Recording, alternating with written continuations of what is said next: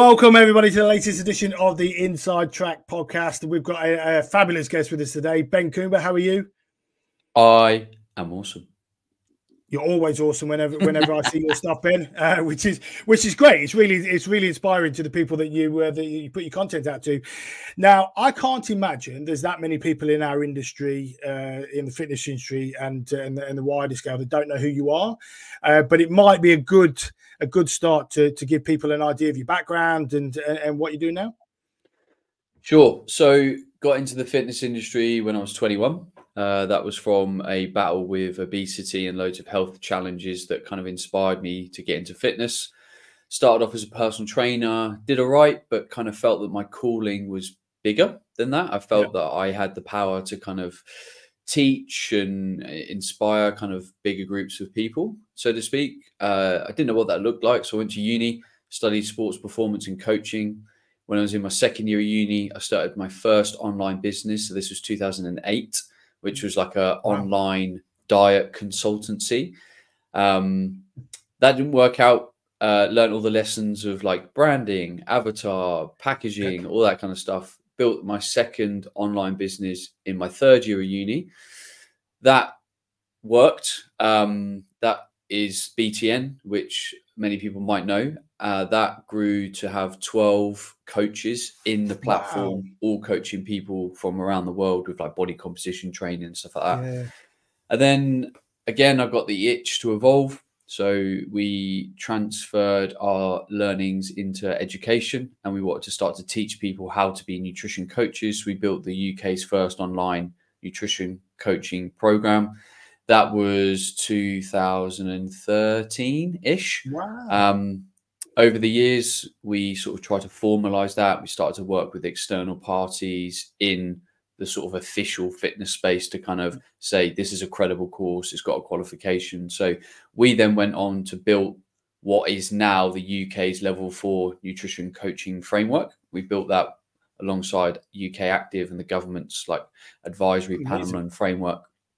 And then within that journey, 2016, had a frustration with the supplement industry. So I decided to build a supplement company and thought, can't be that hard. Turns out it is, actually. Yeah, I can imagine. 8 years later, that's my full-time focus now, awesome supplements. And then alongside of that, I've probably stood in front of over 50,000 people as a speaker. I've written a best-selling book. Had the UK's #1 rated podcast for quite a long time back in the day, don't anymore. And generally like to try and inspire, help people be the most awesome versions of themselves. I think it's really interesting because the way you come across on social is very much, obviously you've got your supplement business and the coaching businesses and so on, but it's not all about that. There's a lot of information in there in terms of mindfulness and how to actually deal with challenges and it's quite interesting because actually the main business is supplements, clearly. But there's a lot more to what you do and what you offer, and I think that's a brilliant way of doing it. Well, when we look at fitness, everyone engages in fitness to be a better version of themselves. That's the reality. Like we go to the gym initially, maybe because we want to lose weight. Why? We want to be a better version of themselves. So underneath all of this diet plans, programming, supplements, it's a desire to want to be better, whether that's healthier, fitter, faster, more present. So really, when you look at fitness, it's an avenue and an adjunct to someone developing themselves. Yeah. So when I wrote my book, How to Live an Awesome Life, I sort of sat in front of it for a long time and I was like, this isn't a health book. It's not a nutrition book. It's about someone learning how to be the best version of themselves. And fitness is just a tool on that journey. Nutrition is just a tool on that journey. And that journey is going to need like many different things, mindset, community, relationships, like all of that has to boil up into, a plan. And, the personal trainer, and I know many will listen to this podcast, they have to appreciate that their job is quite complex. Like you're not just a fitness coach or, quite often sometimes a relationship expert, because you can tell your clients walked in today with a lot of baggage or problems or something around a big point of friction in their life. And you might be trying to do something with their nutrition, and their nutrition isn't the problem. It's that something at home is making them perform, act, behave in the way that they are. So, you know, evolving us as the human can be quite complicated, but it's beautiful. It's really interesting because I work with one of my close friends, Glenda River Allen. She does a lot of work with resilience coaching and stress management, all that sort of stuff. And it's amazing how you solve that element of someone's life, and actually the fitness and the nutrition can sometimes just drop into place on its own. But the core problem isn't the fact they're not training, isn't the fact they're not eating well. The core problem is the lack of sleep. It's that coping mechanism with what's going on in life. Yeah, and if you want to get really deep, fuck it, we will. A lot of it comes down to people's level of self-worth. Because if you really respect yourself, you love yourself, you want the best for yourself, what do? You nourish yourself. You go to bed on time. You drink water. And so much of this negative behavior that a coach will end up trying to help and correct and reprogram in a client comes from quite a deep place of lack of self-worth, lack of self-love. And that's why understanding the mind, behavior, environment is so important and so powerful as a coach. Like, it has to be a weapon in your armory. And I spent years as a nutritionist, and I'd get results with, like, I'll be honest, 35% of people I'd get results with. And then there was a point in my life where I was like, well, what's the problem with those other 65% of people? Because is it me, or is it what is it?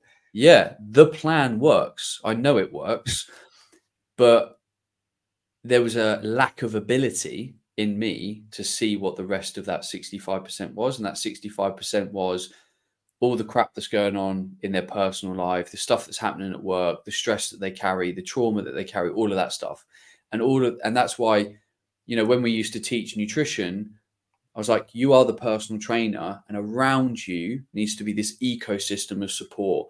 Like, you need to know a great therapist and counselor. You need to know a great strength and conditioning coach. You need to know a great massage therapist, because you're not going to be the guy or the girl that will solve all the problems for the client. You need to be able to send them over there, send them over here. It's like, I've recently recovered from a journey with long COVID. It's not just a physical condition. It's a physical, mental, emotional condition.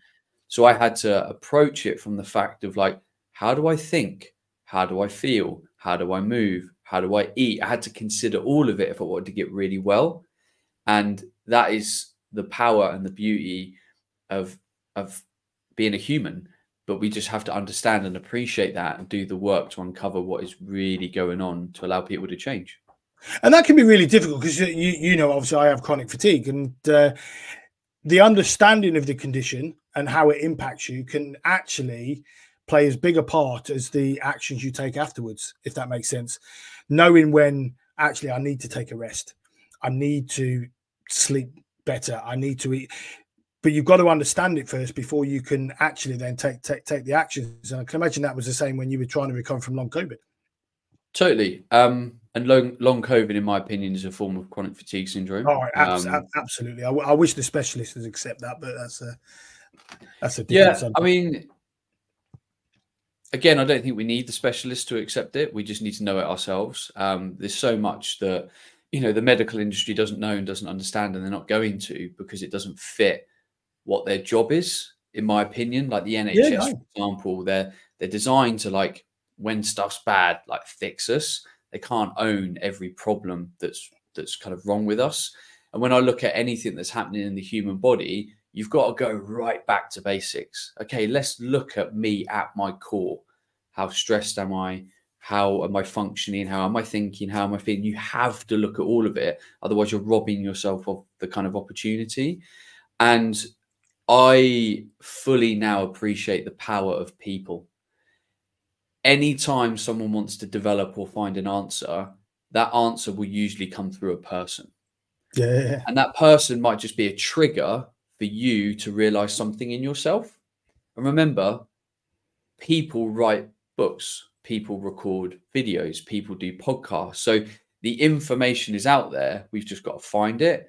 So whenever I've got a problem in my head, I'm always like, who is the single best person I know to help me try and fix this thing? And I'll pick up the phone. I'm like, dude, I'm really struggling with this. Can I grab 30 minutes of your time? And most people, if they know you and you're like, I'm struggling, will pick up they'll answer. Like most people deep down care about other people.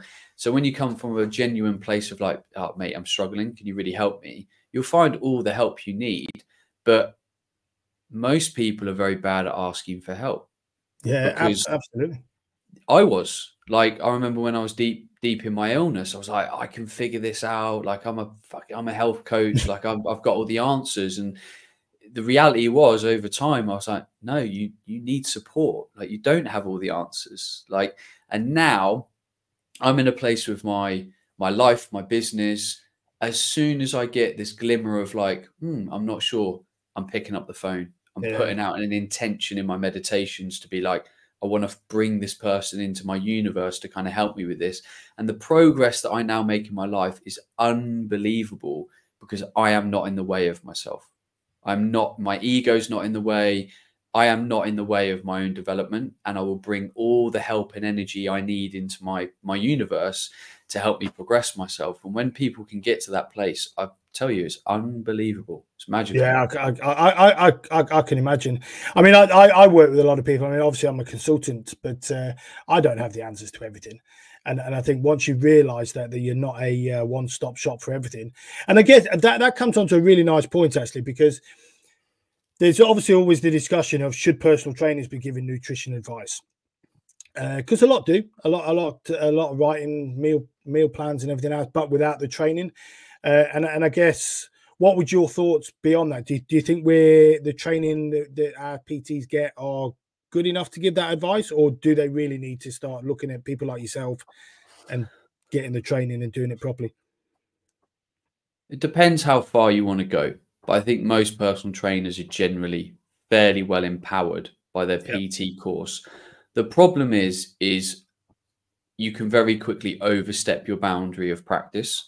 Now, the problem with the narrative of like PTs shouldn't give out nutrition advice, should do advanced courses, all that kind of stuff. What we do is we hold the whole industry back with yeah, that narrative, because a lot of PTs are not going to be like, oh yeah, okay, let me go and study dietetics for 3 years and spend 19 grand on my yeah, university fees. Like, no. And we proved that just doing a short course for a couple of £100 that's actually really good quality can really set you up, because most people need very basic advice. yeah, absolutely. Be hydrated, eat lots of real food, eat appropriate amount of calories, eat around training, take a few choice evidence-based supplements. Nutrition is not complicated.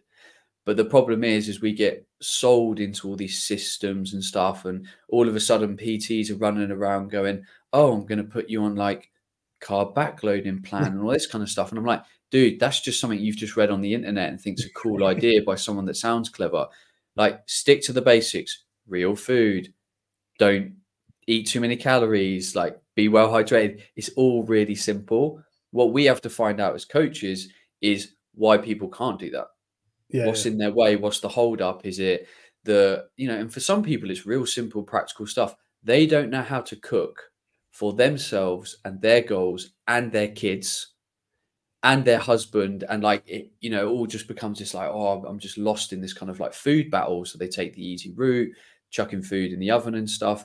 So once we really kind of get underneath that, and that comes through coaching skill, coaching conversation, motivational interviewing, great things can happen. But nutrition is such a basic thing. It's the diet industry that's fucked it up. Well, I think it's the food industry as a whole, isn't it? I mean, I'm a big believer that there needs to be, in a sense, more control on the sort of stuff that gets put into the food.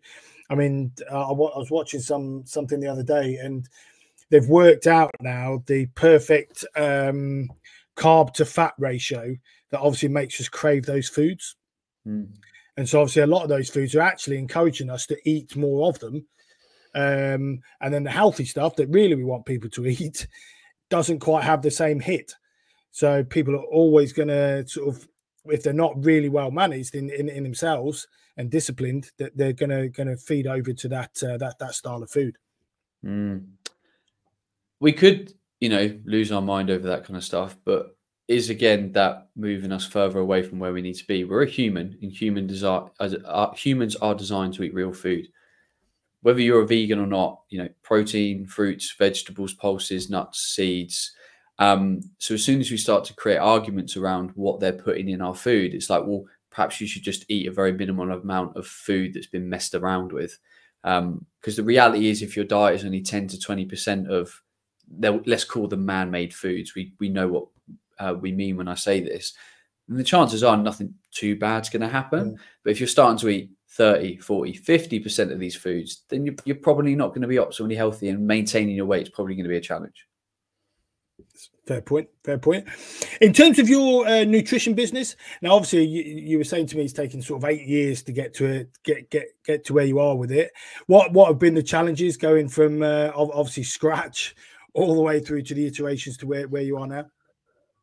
So the early part was I won't say easy, but I mean, fortunately, we had the money because I had a profitable first business that I put the money into the second business. Because you need a lot of capital to start a product-based business. You've got to buy stuff.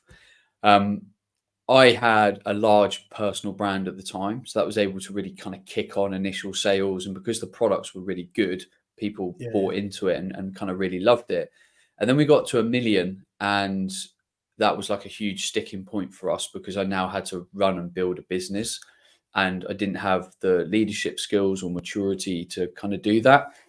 And that's been the real journey of mine within what I would describe as my spiritual journey over like the last 2 to 3 years, where I've had to really learn to become a leader. I've had to learn to get out of the way of my people. I've had to learn how to empower people. I've had to see the value of true A players in a business that can actually take something with very minimal of your involvement and drive it and grow it and make it kind of successful. So yeah, I've just had to kind of put my big boy pants on in business. And, you know, when I sit down with most business owners, and I would say this for myself, the problems stem 95% of the time from the business owner. They are the one causing the problems. They'll blame staff, they'll blame whatever. You're the one that creates the KPIs. You're the one that hires the person. You're the one that develops the SOP. You're the one that developed the product. You're the one that did all of this stuff. So if we're complaining about staff quality, well, we hired them. And you know, we also just have to chalk that up. Like sometimes you don't know how someone's going to perform when you actually get them in the business and kind of get them moving. But that's where you do have to, for me, follow that mantra of hire slow, fire fast. So that, you know, and I spent so much time trying to like mentor and nurture people that they just weren't the right fit. It wasn't going to work out, and I should have realized that sooner. But most of the time, it's always been me in the way. Like I'm getting too involved in stuff. Like I'm not giving true autonomy. I'm not really setting them up for success. Like, and it's a really hard thing to do that, especially when you've developed it. I'm not saying in your back garden, but do you know what I mean? When you've developed it from scratch and you have been the sales, the marketing, the product development and everything, to suddenly go, absolutely, I'm going to give the marketing over to that person and trust them to do it. It's a huge step. And I find it all the time with gym owners, and I call it almost a God complex, that they've got this God complex in their mind that they're the only ones that can make the success of the business. But the moment you take them out of that setting and sort of go, actually, you've got a really good team. You know what I mean? Trust them, and they'll deliver for you. Totally. And honestly, it's taken me a while to realize that. Like, it's not a quick process. It's taken a couple of years. I think one thing that you have to appreciate is when any new individual takes something over, there is highly likely going to be a dip in performance. Yeah, of course there is. Right? Because it's just a teething phase. And I think if a gym owner knows that, or a business owner knows that, then it can bring you a lot of comfort to say, okay, I'm going to give this person 2 months where we might see a 10, 15, 20% drop in performance. But I really expect that after that period of time, they've had the mentoring, they've had the support, they've had everything. We start to really get that back to where it was. And then we start to exceed that, because no one's going to hit the ground running. No one. Like, it's just very rare, because you have to just bed people in. And this is where you can kind of take actually a lot of lessons from corporate business, because they already have all these frameworks in place. I used to just ignore them because I'm like, oh, I'm not a corporate business. I'm a startup. I'm small. I'm nimble. Where? And it's like, actually, corporates say it's roughly going to take 3 months to bed in a good employee. It's going to take this long to do that. So like pay heed to that. Like they There's figured a it out. reason they They've been do doing it. There's a business for a reason long why time. they're a big corporate, isn't there? Yeah. You know what I mean? It's not just that they've had big backing. You look at a lot of these companies. I used to work for Marriott, and that started as a root beer stand in America. That's their background. It started as a root beer stand, and then went into they were sort of cycle hotels, they were called. So where you turned up and a cyclist took you to your room. That's how they did it, and they built up to this absolute behemoth of a hotel company. Yeah. And you're going, well, they started but the reason they have the processes in place is because they've got 50 years or whatever experience, and that works. So why wouldn't you as a small company? And you're not alone in that. Everybody does it when they start to. I know what I'm doing. I don't want to be like the big boys. And you sort of go, yeah, but there's a lot of stuff they do that you could almost just pick up, drop in your business, and it'll work. Don't try and reinvent the wheel for that sort of thing. Absolutely do it for your brand and do it for your how you want you guys to interact with the customers and stuff like that. Put your mark on that. But in terms of the basic SOPs and how you run a business, look at the guys that are successful and follow what they're doing, because it just doesn't make sense to spend years creating your own when someone does it well already. Yeah, there's an interesting reflection that you've made me think of in that point, in that when I especially was at like this £1 million mark, I always had very big ambitions for the business. I always felt we could do a lot. The problem was my ambitions always got in the way of where we currently were. So I might sit down and go like, right, we're going to try and do 2 million this year. And consultants like yourself would come in and they'd help us put in like frameworks and what would have to happen to do that. The problem is because I was almost too far in front of myself, we were putting things in place for like when we got to 2 million. And it's like, we're at 1 million, like humble yourself. This is where you're at. And we spent a good 2.5 years just going through different staff, different processes, the wrong kind of setups, because we weren't respecting just the next step, the next logical step. And I'm reading an interesting book at the moment. You might have heard of it. Dan Martell, Buy Back Your Time. Oh, no, I'll have to have a look at it. It's a business book, and I really like it because he's got that very simple perspective. And like, as an entrepreneur, you build the business doing everything. And then there's a point where you have to give something away so you can do the next thing on your journey, and it's the least skilled thing for you to do. So for a lot of PTs, that might be like customer service, or you know, the sales calls, or showing people around the gym. I don't know. And the simple premise is like, you need to buy back that initial layer of your time. So the lowest valuable paid task in your business, like get someone in for £12 an hour and get them to do that, set them up for success, build the SOPs, etc. And I really like that now, because while we're very ambitious in what we're trying to do, and we're trying to put these plans together, and know we are humble enough to go, this is where we're at. This is the next step. Prove what you need to do, put the right things in place, and then just take the next logical step. And I kind of sipped too much of my Kool-Aid for quite a long time, because I was just getting ahead of myself. And it's so easy to do, though, especially when you have success like that. I mean, I've never hit £1 million in a year, so I can't say I know how you feel, but I can imagine that's an incredible feeling when you go, wow, something we've built is now £1 million a year in sales. And you almost, I can imagine it bloats you up to go, right, now it's 2 million, let's do this. Yeah. And that excitement almost gets ahead of the business, doesn't it? And you're still going, right. Yeah. Well, I know this stuff works because we were stuck at 1 million for about 3.5 years, and we've just done 70% this year. We're on track to do 70% this year. And we haven't done that in 3.5 years. So I now know that I'm starting to be on the right track. I'm not going to say I've completed it in any way, because we're coming up to the £2 million mark, and it's still new territory for me. I have literally no idea what is coming next. I'm kind of laying down the tracks as I go, but I'm just trying to make sure I find the right kind of people to help us lay those tracks so we can keep on the journey, because it's exciting. Business is exciting.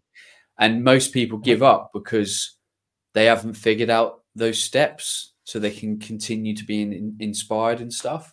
And I think when it comes to the gym as well, I think it's really important for the gym owner, who was probably originally interested in fitness and coaching, to really know where their true skill set is, because I've seen a lot of gym owners die in their business, becoming a business owner, when their heart and soul is in coaching. So the job of that business owner is to build a business around them so they can be the product, they can be the coach. Yeah. There might be other people that want to be the business owner and run a team of coaches, but you just have to get into your zone of genius, honor that, and build the business in the way that puts you in the place that you want to be, because otherwise you'll build a business you hate. Yeah, and you end up just being a slave to it, don't you? Rather than actually enjoying being in the business all the time. Just going back to the supplement business now, obviously you're a big believer in having natural products and stuff like that. How difficult was it for you to find, because obviously the nutrition world is huge, and obviously you guys trying to find your niche in that, but also trying to find the right products that you could actually say, we are this, and this, and we can stand by our brand. Because I know a lot of the posts you do on social media are very much around this is why we are better. It's great product. It's great ingredients that we put into it. How difficult was it to find that, considering everybody else was almost doing the same thing? Yeah, it wasn't hard, because I mean, in the world of manufacturing, you just need to find someone that's open and willing to build what you want. So I just spent a good amount of time doing the research, and basically I can then go to them and say, this is what I want you to create. This is the spec. And then they go away and create it. It's not an overly complicated process. The prohibitive thing is sometimes the cost of that, because some companies can charge you a lot. In the early days, we were quite lucky in that we found a small-ish manufacturer that was on the rise and would take our formulas and design them for free if we committed to a certain MOQ. So that saves us, like, because sometimes building a product can take anywhere from like 5 to 15 grand. Is that right? Wow. With some companies to like do all the formulation and the testing and stuff. So we were able to get that for free. Whether it'd still be like that with that company, I've literally no idea. But we have a good relationship now. You know, we're putting a lot of money through their books every year, and we've scaled with them. So yeah. How much testing do you have to do with a product like that? I mean, obviously it's not a medical grade in that sense. That I assume you don't have to do 5 years worth of testing with it, but I can imagine you still need to do a fair amount to make sure the product is doing what it's supposed to be doing. We don't take that. The manufacturer has that responsibility to pass through something that is like safe for humans to consume. So that's where the ISO 5000 kind of badge kind of comes in. The rigorous testing actually, honestly, comes from me. I've got incredibly high standards. So if I get a product and I'm like, oh, it's not mixing as well as it should, it's not as clear, or it needs to taste better, I'll send it back and I'm like, we need to tweak this, we need to tweak this. And I remember when we developed our first flavor of protein, which was the caramelized chocolate salted caramel protein, which has been our #1 seller for a very long time. I think I sent it back to the manufacturer about 14 times before we brought it to market. And, you know, at that point, they were getting pretty pissed off. They were like, come on, dude. Like, but my diligence to the formula and the taste meant that when we launched it, it blew the doors off, and people absolutely loved it. And were like, this is a game changer. I think the challenge with a lot of protein, isn't it, is flavor. It's not necessarily what's going in. It's being able to stomach it every day. And when, but it's especially if you buy, because a lot of obviously people are buying in bulk. They won't buy 6, 7, 8, 9 flavors, so they've got the flexibility. So they'll tend to buy 1 or 2. So they're drinking it a lot. So if the flavor's not quite on, or it doesn't mix right, and I can imagine that's a massive problem for a company like yours. Yeah, so we've got to get it right. You know, and there's a flavor in our range that I'm not happy with at the moment, and I've just finished building a new flavor, and I can't wait for it to come out, but we've got to wait for 3 months because of our rate of sale. And I'm sitting on the edge of my seat like, oh, God, I really want this new flavor because it's just that much better. But that's business. Well, no, absolutely. Now, obviously, you've talked about your challenges with long COVID and stuff like that. In terms of advice, now that looking back, in terms of advice for entrepreneurs trying to avoid burnout, we get a lot of gym owners that are doing 80, 90 hours a week business, you know what I mean, and to make it survive. What sort of advice would you give to these guys? Now, yours is slightly different. It was obviously long COVID rather than burnout necessarily, but what advice would you give from your experience to these guys to go, okay, these are the sort of things to consider to avoid getting to that position? So before I got long COVID, I had many cycles of burnout. I would just describe long COVID as a very extreme form of burnout Right. because, in my opinion, a disease state will have a very hard time taking hold of the human body if it's in a very healthy condition. Yeah. The problem with us working too much, training too much, not eating well enough, being over caffeinated, drinking alcohol, your body is inflamed, your body's tired, your body has a very low capacity to fight anything off and be optimal. So when you look in the media in the world of medicine and they use the phrase stress is the silent killer, it is. They're not fucking about. That's truth. The Yeah. problem is none of us are really tuned in to see it because we're not tracking any metrics. Like this is one of the huge value. This is why I put huge value, in having an Aura ring. And it's taught me a huge amount about my body. And now I'm very, very present with it and very intuitive with it. I know when my body is kind of stressed, I can just feel it through various metrics. But so many people live their life head down, blinkers on, running through their to-do list every day, work, training, clients, this. We get to the end of the day, we get home, we eat, and we collapse into bed exhausted. And people are doing that 6 days a week.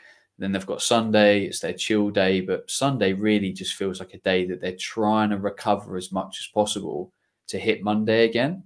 And then when you've got a family, that's never a chill day either. And also, running around after them. With the greatest of respect, it's not fair on your family because your family are not getting the best version of you. My family were not getting the best version of me. So what's the formula? The formula is initially recognizing that. The formula for me was changing the stories that I told myself, because you cannot change unless your stories change. So for example, as a business owner, you might be telling yourself the story, I've got to work 40 hours a week because of X. I've got to do this because of like the money. I've got to do this because of the gym. And until you challenge those stories, you're not going to know if a different reality exists. So for example, if you had the story of I've got to work 40 hours a week to bring enough money in to survive. If I said, why is that? And you said, well, it's because I charge £35 an hour and I need to earn £4 a month to live. I'm like, cool. What if you charged £45 an hour and worked 30 hours a week?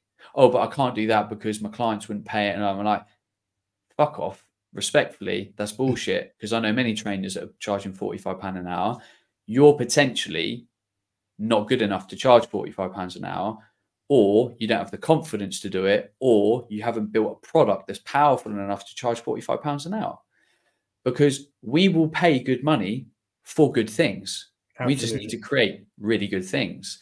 So I always look at it from a life design perspective. I'm a business owner. I own a supplement company. I could work 80 hours a week if I wanted to, easily. I could work every hour of the day. We all could, but I don't want to. So I work roughly 28 to 30 hours a week. Wow. I don't do any more ever. Anymore. Like the only time I do more is if I have to like travel, and just like I kind of compound that travel time into working and stuff. And I do that because I've realized that over time, if I work more than like 30, 32 hours, the quality of my work very quickly diminishes. The quality of the rest of my life very quickly diminishes. Like I'm not as present at home. Yeah. My training's not as good. I don't have as much vitality. So really the goal for me is to build an income and a life where I can work 28 to 30 hours a week. So as a PT, you might sit there and go, right, I'm going to work hypothetically 28 hours a week. What do I have to charge to achieve that to achieve the income goal? Because that's really the only formula. And then I can sit there and go, cool, well, what I'm giving my clients, is it worth that amount of money? If it's not, the exploration doesn't stop there. The next challenge is, how do I create something that valuable that my client will pay £45 an hour for it, or £55 an hour for it, or £75 an hour for it? It's just like why people spend £200 on a pair of shoes rather than £40 on a pair of shoes, because the value they feel they're getting with the £200 of trainers is valuable enough for them to pay it. So really the only challenge is for us to build something that we can get what we want back for it through fair exchange, and we can live the life that we want to live. Because most people got in business to get back, or to get control, to get freedom, to get more finances. But most business owners never actually achieve it. They end up working more, feeling more trapped, feeling more frustrated. Like, how many gym owners have been on more than 4 weeks of holiday a year? Oh, Like, probably very few. Probably none. I mean, most probably struggle to take more than 2 weeks without a panic. And I'm like, you haven't built a good enough business. You haven't built a robust business that can have you gone for 2 weeks so that you can go and recharge, recoup, give yourself to your family, blah, blah, blah. And it all starts with the stories that we tell ourselves. And as soon as we change the story, as soon as we change the desire, we can then find the practical tactics and things that we need to implement to actually do the thing. And what I find you do when you force yourself to have less time to do something, which is the Pareto principle, you become better. Yeah, absolutely. Yeah. It's like if you walk into a meeting and you're like, oh, we've got an hour to have this meeting. What's the chances that you'll fucking flip flop around and small chat and you'll just like meander through the meeting? What if we sat down and like, Ryan, we've got 20 minutes to talk about this product launch we're going to launch on Friday. Let's do a quick checkpoint. What do? Bam, bam, bam, bam, bam, bam, bam. Meeting's done. It's really interesting. I used to work in Derby, and Rolls-Royce, they don't have clocks in the meeting rooms. They have money clocks. So basically tallies who's in the room and how much money that meeting's costing them for the amount of time they're there. So instead of looking at it and going, oh, it's an hour meeting, they're sort of going, actually, that's cost us $3,000 to have that hour meeting because of all the people in the room and everything. And suddenly, apparently, their meetings have shrunk massively, and their actually productivity went up hugely just by getting people to recognise that actually, guys, we're just messing around with meetings that we don't need to have. It could have been an email, or if we do need to get in the room, we need to be precise and get through what we need to get through. And I thought, what a clever way of doing it. Yep, and what it does is it removes the ego, because most people like to feel important in a meeting. But a meeting should have an agenda and an outcome. It's like anything, like me going into my business and working 28 hours a week, I should have an agenda next to desired outcomes. And if I get to the end of the week and haven't hit the outcomes, and the tasks that I've assigned myself have not been effective, they've not been correct. And the problem is with the entrepreneur is because we're trying to fix so many things ourselves, and this is where the value of a coach and a consultant really comes in, is they can hold the mirror up, and it's like, dude, why are you doing that for 4 hours a week? Why are you doing that for 3 hours a week? Why haven't you outsourced that yet?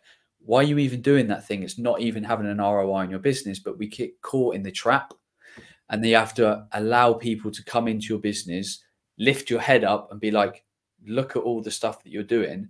So that book that I mentioned, Buy Back Your Time by Dan Martell, I've done this for years, even before I read the book. But again, he talks about a time audit, and I do it with my staff periodically. I'm like, what are you spending your time on? Because sometimes when new things come in, they drift your job spec, they widen your job spec. Yeah. So periodically you need to refocus back in and go, oof, you're doing like 7 hours a week on this stuff that was meant to be part of a project, but it's kind of like bled over into other things. We need to refocus, because now we're going off track, because you're not delivering on like your key variables, your KPIs. And it's also really easy to focus on the stuff that you like and you find easy as well. Yeah. And that's the same thing. So almost that gets pushed to the hard stuff gets pushed to the side, and you go, oh, I can get that done. And you feel productive because you're banging through all this stuff that you're good at, but actually the hard stuff, which would probably take that a little bit more time and you don't really want to do, just builds up. And then obviously you suddenly realize you're having to work 70 hours a week because you're catching up on the stuff you didn't want to do. Totally.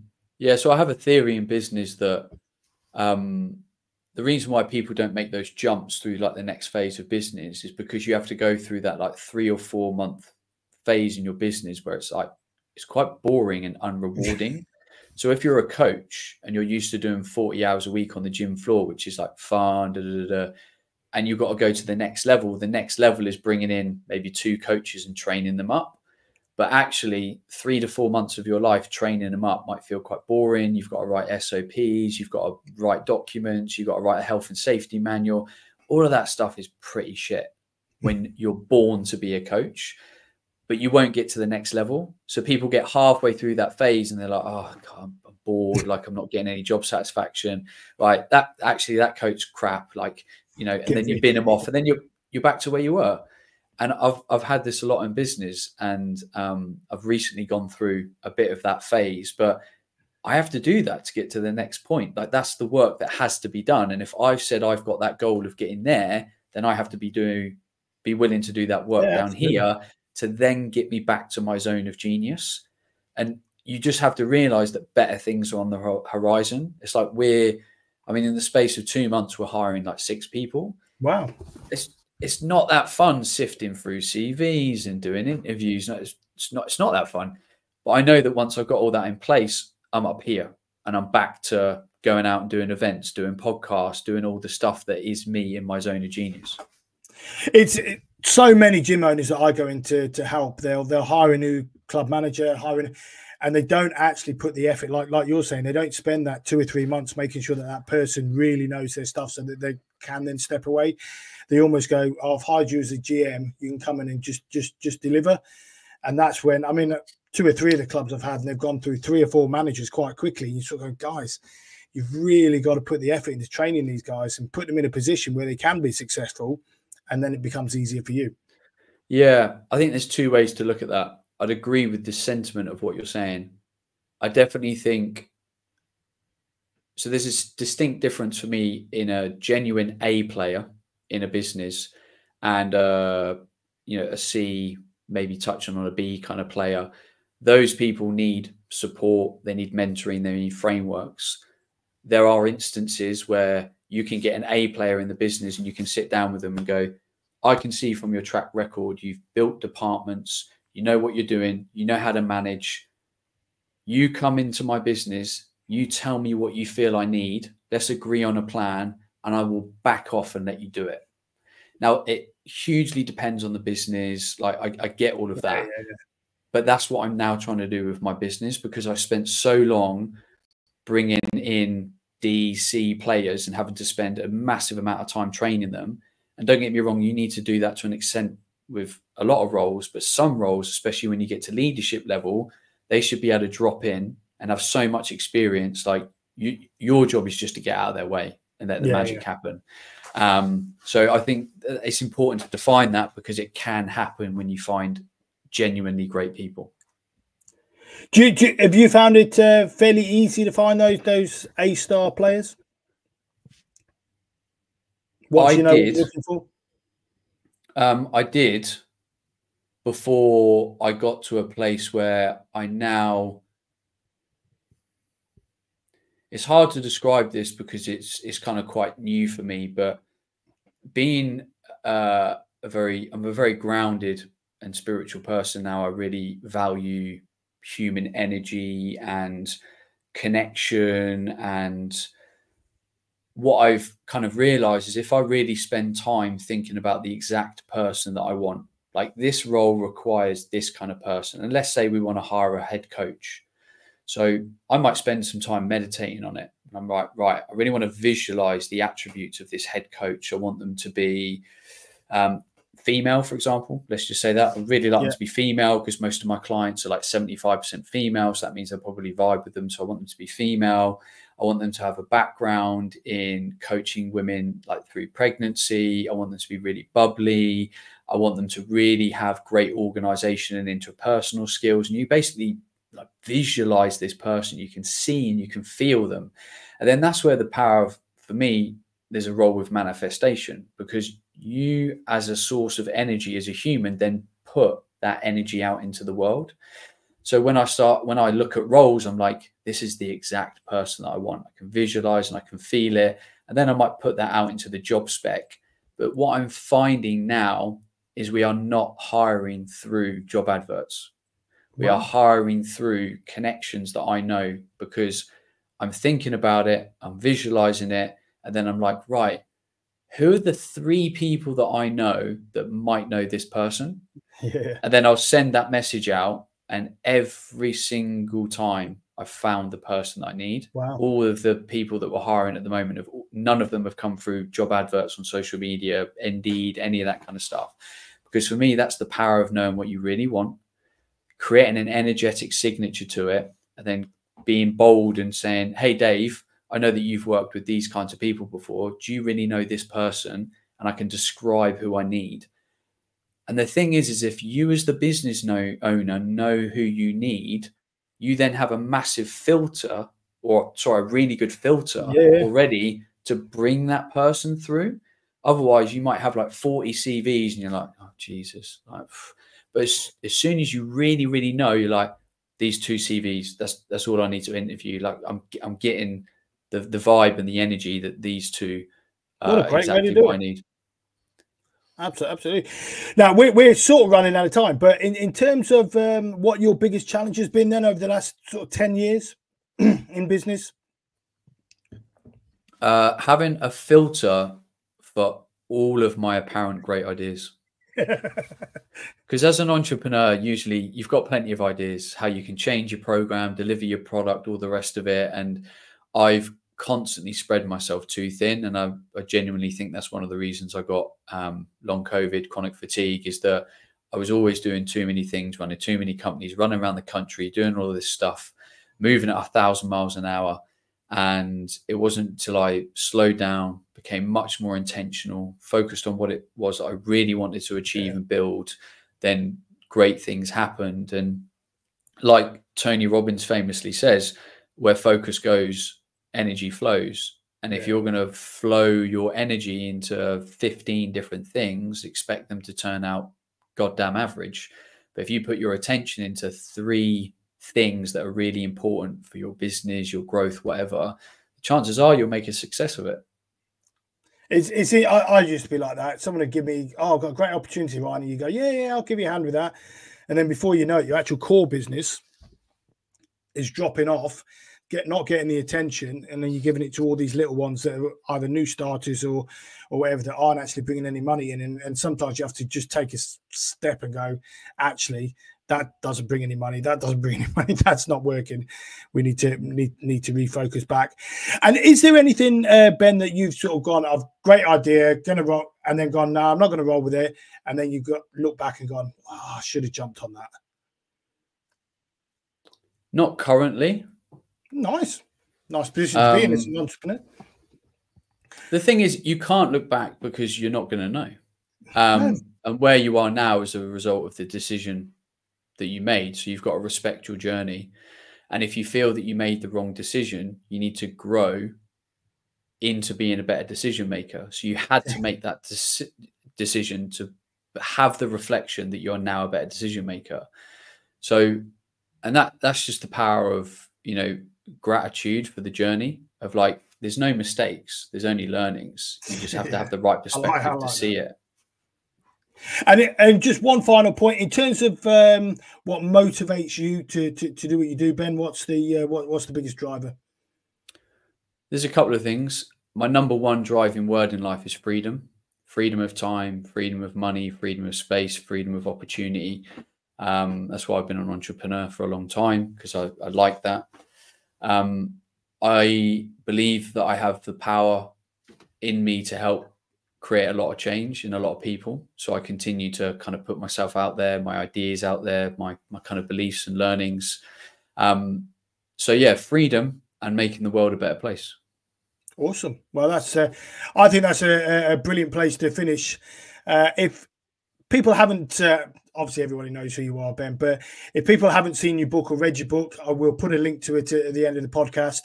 Obviously, your nutrition company, if people want and are looking for a new nutrition supplier, we'll put all those details on the back there as well, because obviously it's high quality stuff, and I've seen all your posts in terms of what goes into it, so I can imagine it's a great product. So we'll put all those details at the back as well. And finally, thank you very much for coming on. Really appreciate your time this morning. Thank you, Ryan. Thanks to everyone that's listening. Hopefully you've got some value. If you want to reach out on social media, I'm always available. And yeah, please do check out Awesome Supplements if you need some of the world's best supplements in your gym. Brilliant. Thanks for that, Ben.